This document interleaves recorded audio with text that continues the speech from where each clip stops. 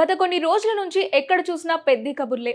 ఈ cinema promotions ఆ range లో సాగుతున్నాయి. పాన్ ఇండియా అనే ట్యాగ్ లైన్ కి న్యాయం చేసేలా దేశవ్యాప్తంగా గట్టిగానే ప్రమోట్ చేస్తున్నారు. దానికి తోడు ఈ సినిమాపై టాలీవుడ్ గంపెడు ఆశలు పెట్టుకుంది.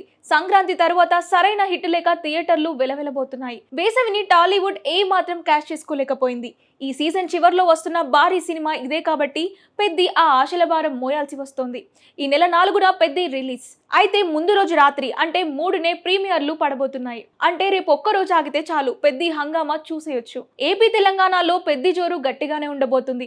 ఓవర్సీస్ లో కూడా మంచి ఓపెనింగ్స్ వచ్చే ఛాన్స్ ఉంది. నార్త్ లో పెద్ది ఎలా పర్ఫామ్ చేయబోతుందన్న దానిపైనే ఈ సినిమా స్థాయి ఆధారపడబోతుంది. పుష్ప, RRR, బాహుబలి రేంజ్ లో అక్కడ కూడా భారీ వసూలు సాధించాలి. అందుకోసమే చిత్ర బృందం నార్త్ లో గట్టిగా ప్రమోషన్లు చేస్తోంది.